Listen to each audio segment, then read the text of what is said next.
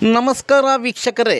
ಚೇಳೂರಿನಲ್ಲಿ ದಲಿತ ಸಂಘರ್ಷ ಸಮಿತಿ ಚೇಳೂರು ಶಾಖೆ ವತಿಯಿಂದ ಸುಳ್ಳು ಭರವಸೆಗಳಿಗೆ 1 ವರ್ಷ ಬೇಡಿಕೆಗಳ ಈಡೇರಿಕೆಗಾಗಿ ಒತ್ತಾಯಿಸಿ ತಮಟೆ ಚಳವಳಿಯನ್ನು ಚೇಳೂರು ಪಟ್ಟಣದ ಎಪಿಎಂಸಿ ಮಾರ್ಕೆಟ್ನಿಂದ ತಹಸೀಲ್ದಾರ್ ಕಚೇರಿವರೆಗೂ ಮೆರವಣಿಗೆ ಮೂಲಕ ಜಾಥಾ ನಡೆಸಲಾಯಿತು.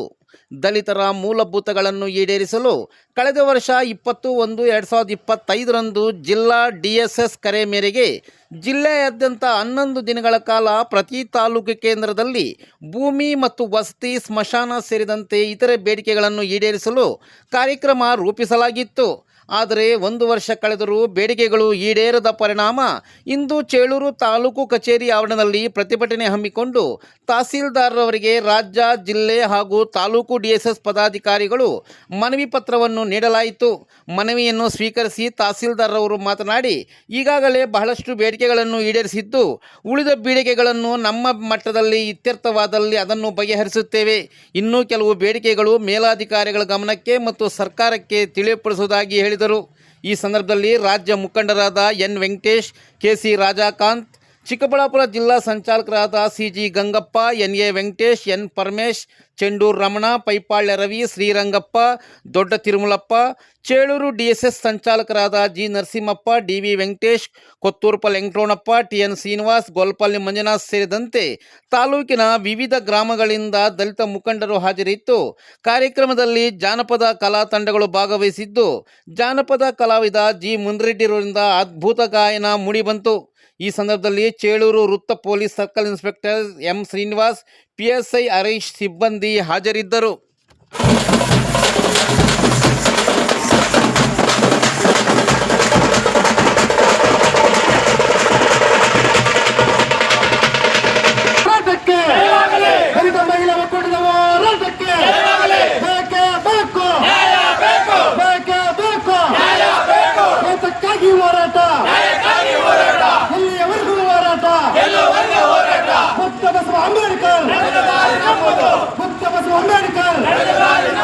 ದಲಿತ ವಿರೋಧಿ ರೀತಿ ಅನುಸರಿಸುತ್ತಿರುವ ತಾಲೂಕು ಆಡಳಿತ ಧಿಕ್ಕಾರ.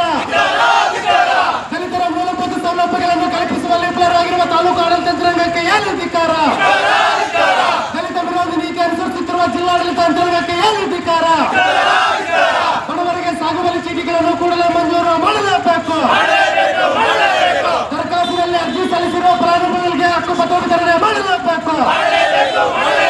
ನಿವೇಶನ ರಹಿತ ದಲಿತರಿಗೆ ಕೂಡಲೇ ನಿವೇಶನ ಹಕ್ಕುಪತ್ರ ವಿತರಣೆ ಮಾಡಲೇಬೇಕು.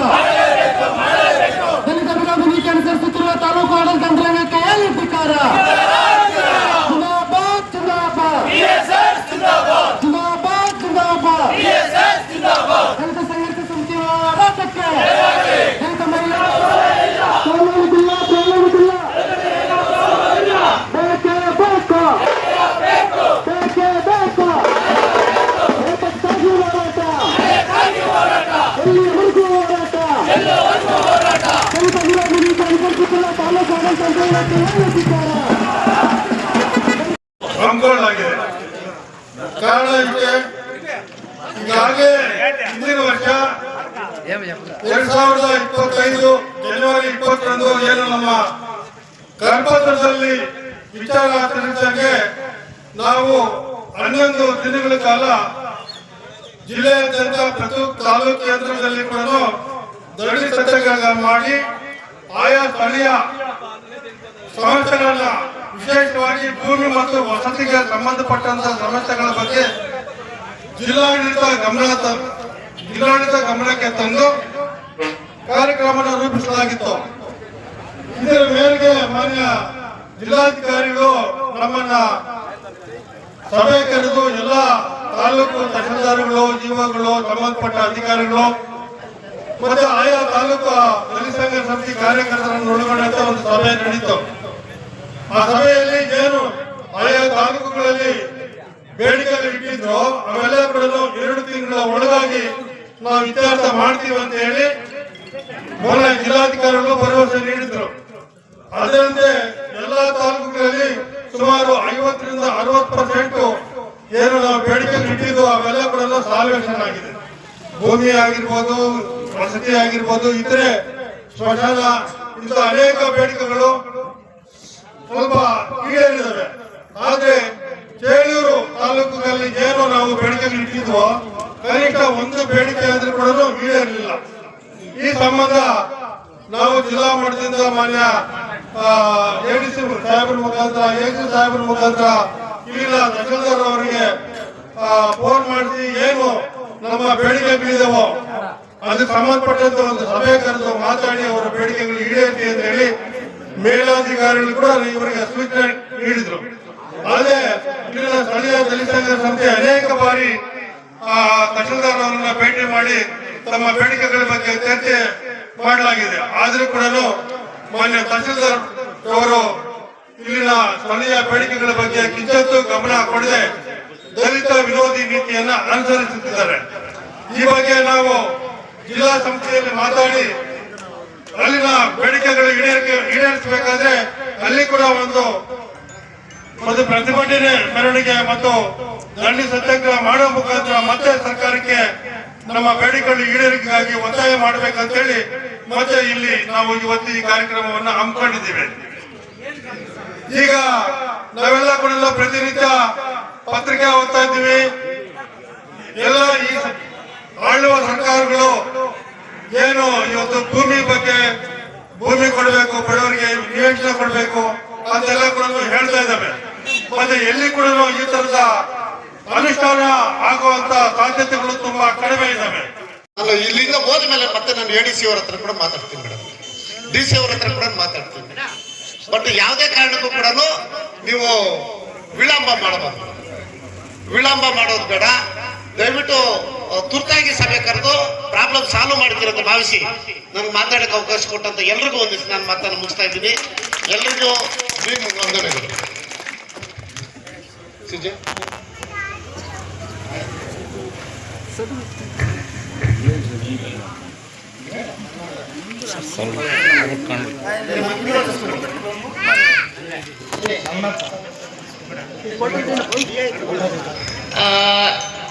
ಈಗ ಮೇಜರ್ ರಿಕ್ವೆಸ್ಟ್ ನಿಮ್ದು ನಿಯರ್ಲಿ ಒಂದು ವರ್ಷ ಹಿಂದೆ ನೀವು ಪ್ರೊಟೆಸ್ಟ್ ಮಾಡಿ ನಿಯರ್ಲಿ 34 ಬೇಡಿಕೆ. ಬಿಕಾಸ್ ನಾನು ತುಂಬಾ ಡೀಟೇಲ್ ಆಗಿ ಪರಿಶೀಲಿಸಿದ್ದೀನಿ. 34ರಲ್ಲಿ ನಿಯರ್ಲಿ ಒಂದು 70% ನೆನಪೇ ಇದೆ ನನಗೆ. ಬಿಕಾಸ್ ನಾನು ಅಷ್ಟು ಡೀಟೇಲ್ ಆಗಿ ಪರಿಶೀಲನೆ ಮಾಡಿ ಯಾರ್ಯಾರಿಗೆ ಅದನ್ನ ಫಾರ್ವರ್ಡ್ ಮಾಡಬೇಕು, ನಮ್ಮ ಕಂದಾಯ ಇಲಾಖೆ, ಪೊಲೀಸ್ ಅವ್ರದ್ದು ಅಂಡ್ ಸೋಷಿಯಲ್ ವೆಲ್ಫೇರ್ ಇದೇ ಮೇಜರ್ ಇರುತ್ತೆ. ಅಷ್ಟಕ್ಕೂ ನಿಯರ್ಲಿ 70% ನಾವು ಅನ್ಪಲ್ನ ವರದಿ ರೆಡಿ ಮಾಡಿದ್ದೀವಿ. ಅಂಡ್ ರಿಮೈನಿಂಗ್ ಒಂದು 30% ಅಲ್ಲಿ ನಿಯರ್ಲಿ ಒಂದು 20% ಬಂದು ಲ್ಯಾಂಡ್ ಗ್ರಾಂಟ್ ಸಂಬಂಧಪಟ್ಟಾಗೆ ಇರುತ್ತೆ. ಸೊ ಇದು ಹೊಸ ತಾಲೂಕು ಆದ್ರಿಂದ ಈಗ ಲ್ಯಾಂಡ್ ಗ್ರಾಂಟ್ ಸಂಬಂಧಪಟ್ಟಾಗ ಎವ್ರಿಥಿಂಗ್ ಬಂದು ಆನ್ಲೈನ್ ಅಲ್ಲೇ ಇರುತ್ತೆ. ಬಗೆಹರಕ್ಕುಂ ಅಂತ ಆಪ್ ಅಂತ ಇದೆ. ಅದು ನಿಯರ್ಲಿ 1 year ಇಂದನೂ ಇಶ್ಯೂ ಇತ್ತು. ಫುಲ್ ಟೆಕ್ನಿಕಲ್ ಇಶ್ಯೂ ಇಂದ ಸಾಲ್ವ್ ಆಗಿರ್ಲಿಲ್ಲ. ಈಗ ಒಂದು 84 ವಿಲೇಜಸ್ ನಮ್ ಟೋಟಲ್ ಚೇಳೂರು ತಾಲೂಕಲ್ಲಿ 84 ವಿಲೇಜಸ್ ಡೀಟೇಲ್ಸ್ ಈಗ ಫೆಚ್ ಆಗ್ತಿದೆ. ಅದು ಜಸ್ಟ್ 2 days ಇಂದ. ಸೊ ಅದರಲ್ಲಿ ನಾವೀಗ ನಿಯರ್ಲಿ 765 ಅರ್ಜಿ ಇದೆ. 53 ಮಾತ್ರ ಫಾರ್ಮ್ 53 ಮಾತ್ರ. ಅದರಲ್ಲಿ 765 ಅರ್ಜಿ ಏನಿದೆಯೋ ಇದರಲ್ಲಿ ಒಂದು 20% ನೀವು 34 ಬೇಡಿಕೆ ಏನಿದೆ ಅದು ಇನ್ಕ್ಲೂಡ್ ಆಗುತ್ತೆ. ಸೊ ಅದನ್ನ ನಾವು ಪ್ರೋಸೆಸ್ ಮಾಡ್ತೀವಿ ಅಂತ ಹೇಳಲಿಕ್ಕೆ ಇಷ್ಟಪಡ್ತೀನಿ.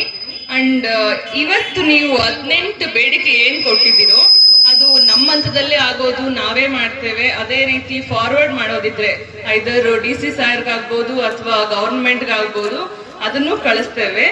ಅಂಡ್ ಬೇರೆ ಇಲಾಖೆದಿದ್ರು ಅವರಿಂದನೂ ಅಂದ್ರೆ ಲೈಕ್ ಅದಕ್ಕೆ ಅನುಪಾಲನಾ ವರದಿ ಅಂದ್ರೆ ಪ್ರಾಪರ್ ಆಗಿ ಎಕ್ಸಿಕ್ಯೂಟ್ ಆಗಿ ವರದಿ ತರಿಸ್ಕೊತೇವೆ.